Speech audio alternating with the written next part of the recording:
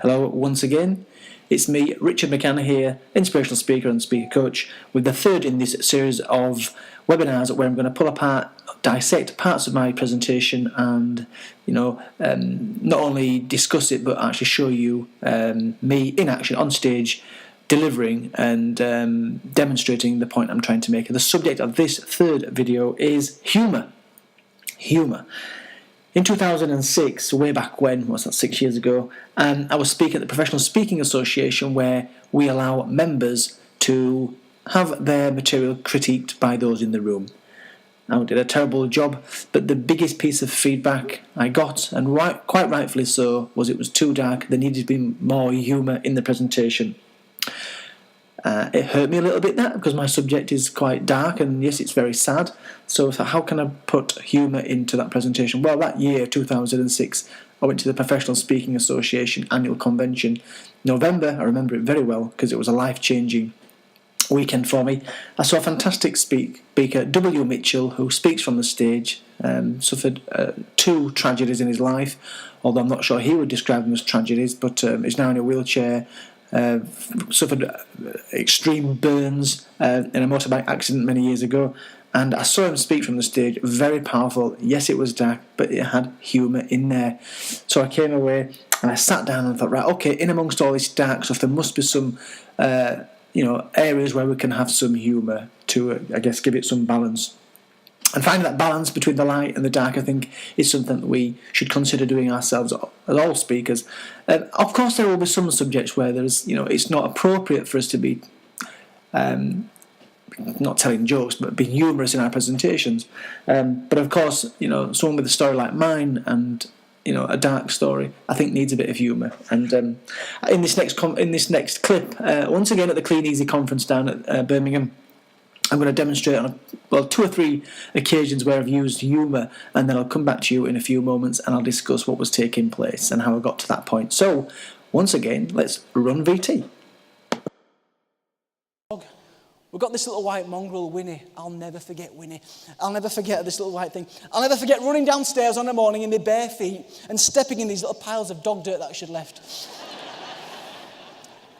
And that feeling of it oozing between my toes.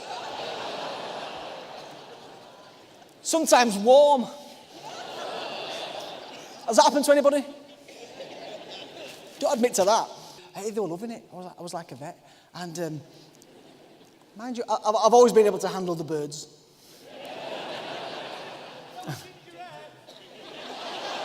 What did he just say? Say that again. He said I've got ginger hair. Yeah, I have got ginger hair. That's all right. But I can shave it off. I can dye it. You're always going to look like that.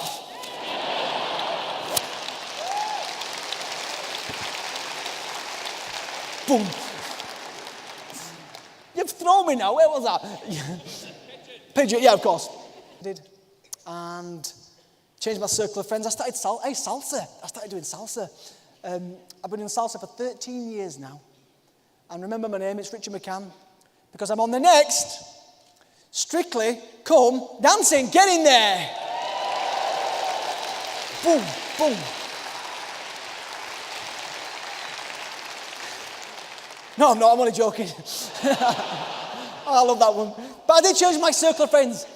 It's so important who we hang around with, who we're influenced by, who we listen to. Stay away from those scaremongers out there that'll tell you that this is not a Bible industry. Of course it is.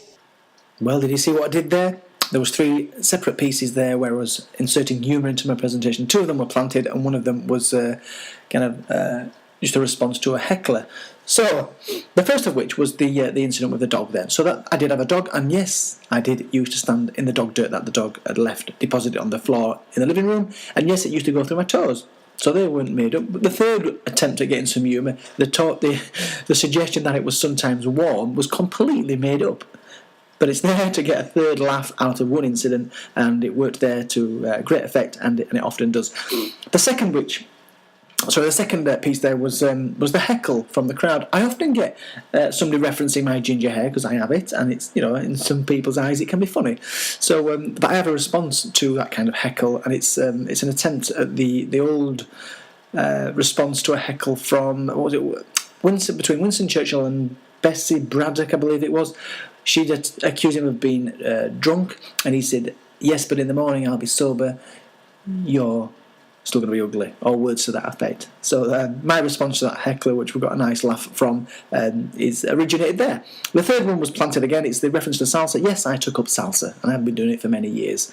But Strictly Come Dancing? Absolutely not. It's just an attempt there of getting a bit of a laugh. And once again, it worked there. So I guess what I'm saying here is there are lots of incidents and lots of pieces within our presentations that we might not know can be funny, but with a bit of creativity there we can make them humorous, and I think it's a bit trial and error. Although saying that, sometimes you'll tell a joke to one audience and there'll be in fits of laughter, you can tell the same joke or put the same piece in another audience and you'll get complete silence. It's amazing, isn't it? The amazing world that we live in, especially as a speaker. So there you go. Tune in for the next video instalment very, very soon, and bye for now.